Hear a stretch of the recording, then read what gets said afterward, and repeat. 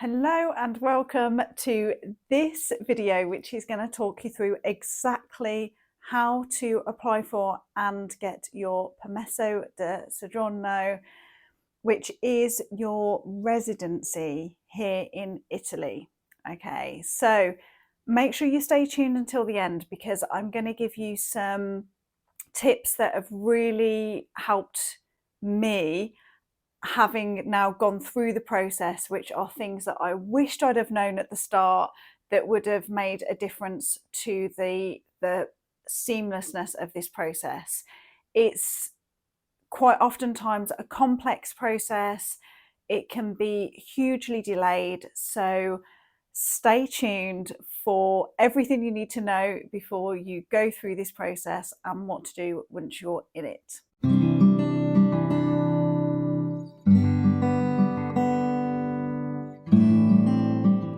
Okay, so what most people don't realise is that you wanting to come and live in Italy, it's a two-step process. So for all non-EU citizens, you will need a visa, which is your reason for entering Italy. In my case, it was the digital nomad visa. You then need to apply for your Permesso di Soggiorno, which is your residency card, which is your legal entitlement to then reside and stay in Italy and for it to become your primary place that you live. So you have your visa, well done. You then need to apply for your Permesso di Soggiorno within 8 days of arriving into Italy. So you will go to your local post office and you will ask for your Permesso di Soggiorno application form, and they're going to give you this envelope. Okay. Within this envelope, you're going to have a whole package of documents.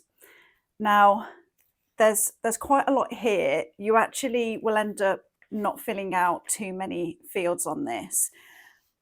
For the first Permesso di Soggiorno, I did get some help from someone to fill this in because I was one of the first digital nomads for Italy, and so no one really knew what to do with this visa, right, because it was brand new. And so I had an amazing person who helps at our local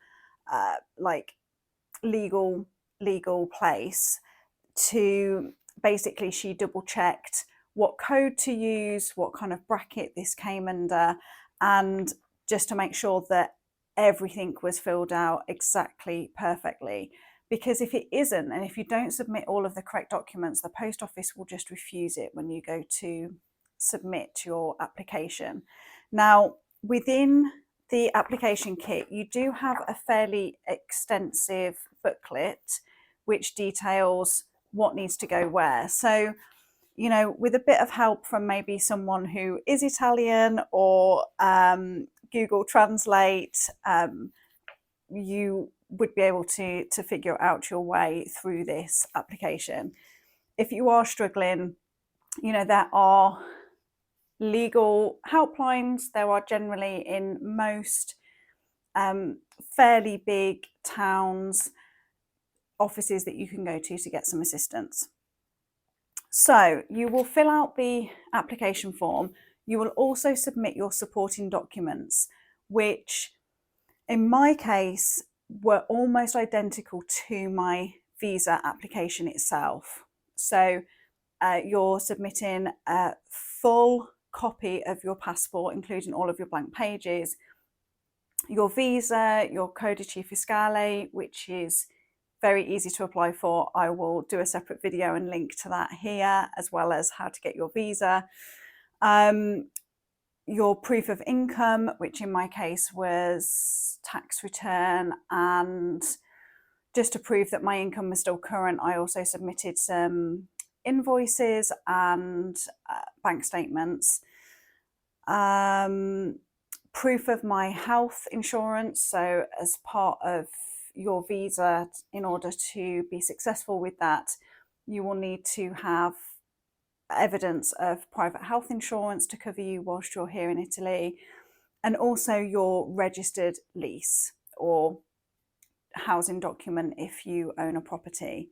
So that was all submitted along with a cover letter, all in Italian, that documented basically who I am, what my intentions are for staying in Italy, and that I am self-sustaining, my income comes from working online, and basically detailing everything in the application. So that it ends up being a fairly hefty application. And if you've put your visa application in, it's going to be basically the same. You will need to, in order to submit the application, you will need to get something called a marca de bollo, which will go here, and it's a revenue stamp.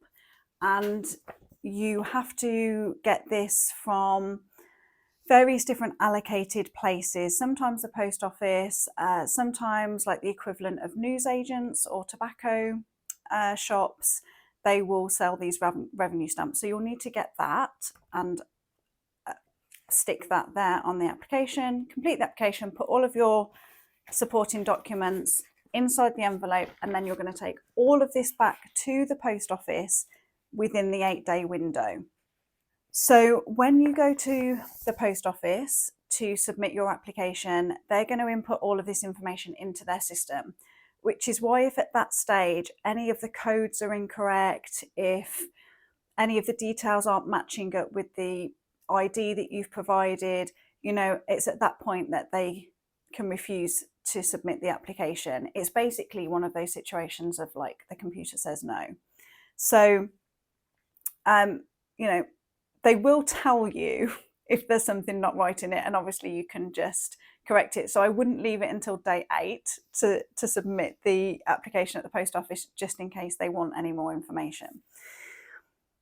In my case, everything was fine. They accepted the application. What they will then, you'll also pay the fee for it. I can't remember off the top of my head. I think it was around €70, and that covers the admin costs and postage and everything else. So you'll pay that amount directly to the post office when you submit your application. What will then happen is that they will complete this slip here, and this is where it differs slightly depending on where you are, but the general rule is that the post office will generate an appointment at your local Questura, and that is where you will attend. They will have received your application, all of your documents. It's the Questura's job to go through, which is like the police station. It's their job to go through and check all of the documents, check it's all valid and it meets their guidelines. And when you're invited for your appointment at the Questura, they will take your fingerprints, you will submit a passport photo, and then it will go on to the next stage of processing, whereby they will produce your actual residency card. So once you have your appointment and you've submitted your application at the post office, they will provide you with a receipt and the date of your appointment at the Questura. Do not lose this receipt. This is your evidence that you are allowed to stay in Italy beyond your 90-day tourist visa. Now, I was under the impression before this process that this receipt meant that I would be able to do lots of other things whilst I was in Italy. It was basically the same as receiving my actual Permesso di Soggiorno card. It isn't. I've not been able to do anything without my actual residency card. In my last video where I talk about this, I was waiting on this, and this card can take a long time. Technically, they have 3 months from the date of your appointment at the Questura to issue you that card. I've heard from some people that that's been like 12 months, okay? And given that I wasn't able to apply for my husband to join me until I actually physically had my card, I was getting a little bit impatient once it had gone past 3 months. So I ended up having my appointment at the Questura on the 11th of March. and I received my card, or I had to go to the Questura to go and collect my card at the end of July. Okay, that was after me chasing it.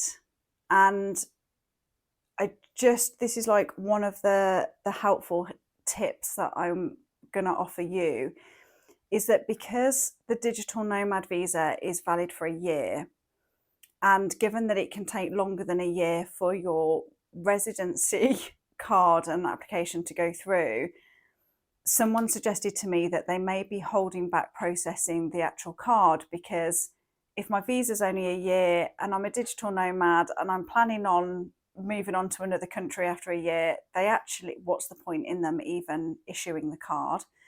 So what I did was, just after the 3 months, I emailed the Questura and just said, look, I understand that you may be thinking I'm only going to be here for a year, but I just want to make my intentions very clear that I plan on staying in Italy, setting up my business here in Italy, and becoming a permanent resident.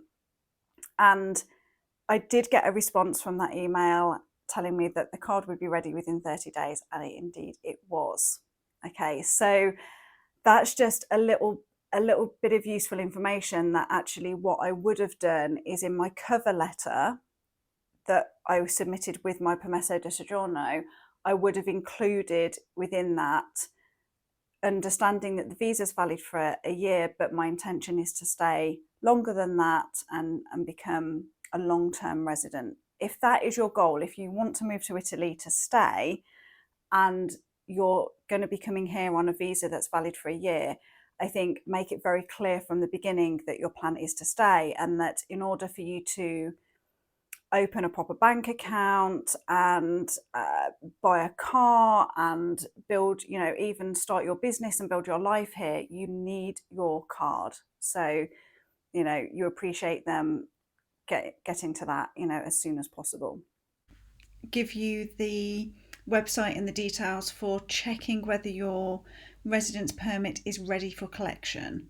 Now, when you submit your application at the post office, they're going to take your phone number, and so technically you'll receive a text message when your Permesso di Soggiorno is ready to go and collect from the Questura. Now, my phone number actually changed, and there was no hope of getting hold of the Questura to be able to change it, so I every day was just checking this website. So here's the link, I'll include it in the description below, and you will put in your application number, which will be on the receipt that is given to you from the post office. So you just type in that number, press enter, and then you're going to get some type of message. Now, mine is now showing that this document is not present because I've been and collected it. Before then, it was just like an orange symbol saying it was in processing, basically. So it just says the document's in processing. When it's ready for collection, so once they've processed it and they've printed it and they're ready for you to collect it, it will show as a green tick. Okay, so I just wanted to let you know that, because sometimes, maybe you don't receive the text message for whatever reason, or your details change.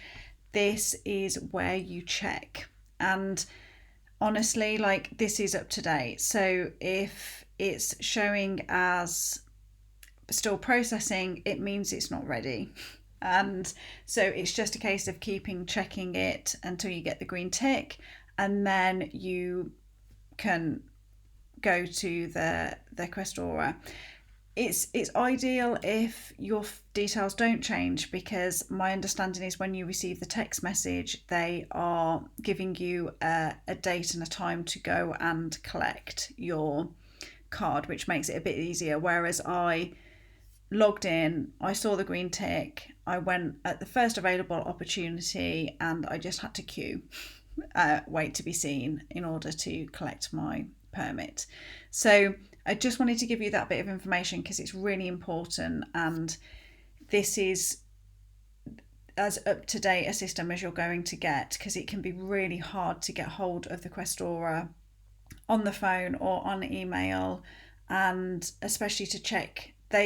In all fairness, they're likely to just send you to this website to keep checking it. So at least this is a way that you can see how the application's progressing and if it has stalled for any reason. So if there is a message on here that it's the document's not present, or and you've not actually received it yet, that would be your cue to actually go into the Questura, and maybe there's a document missing or something that they need further clarification on. So this is a really useful website, and I just wanted to share that with you.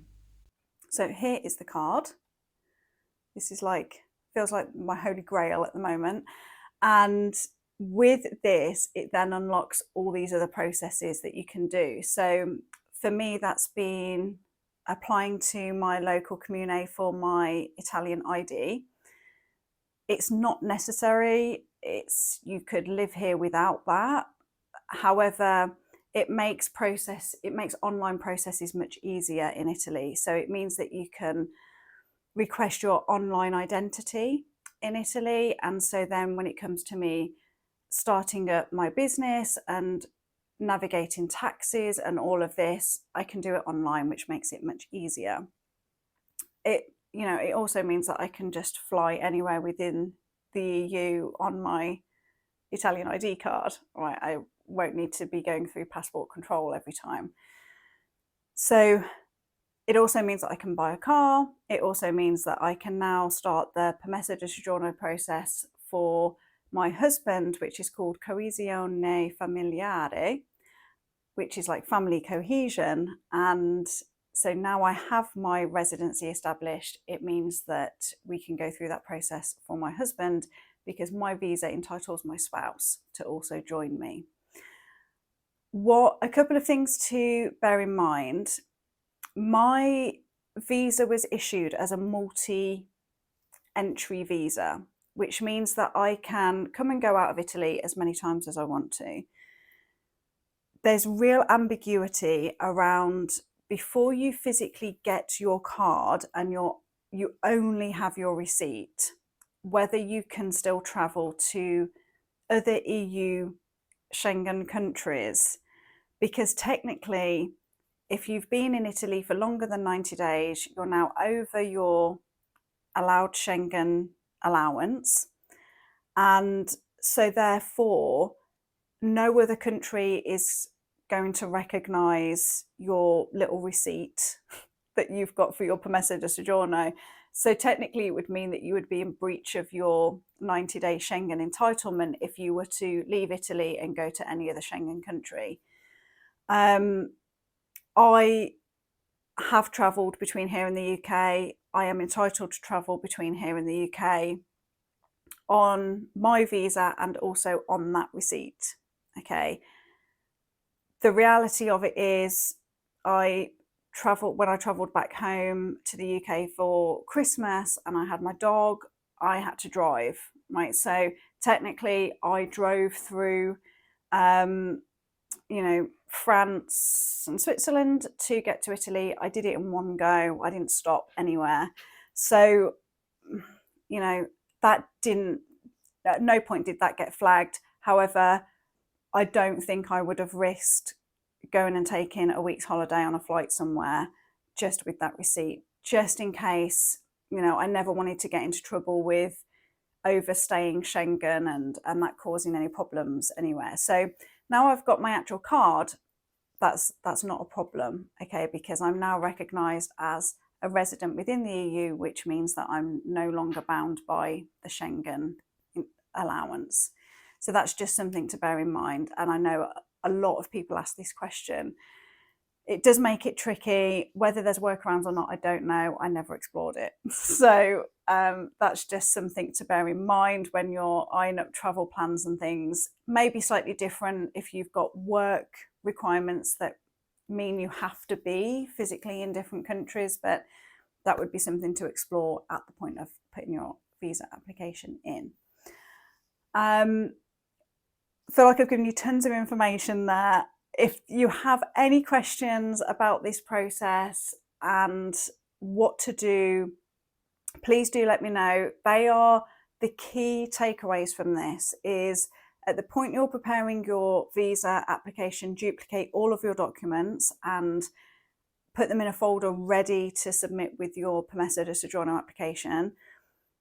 Get on that application as soon as possible when you hit Italy, because you want to give yourself time just in case anything needs changing or amending at the point of applying.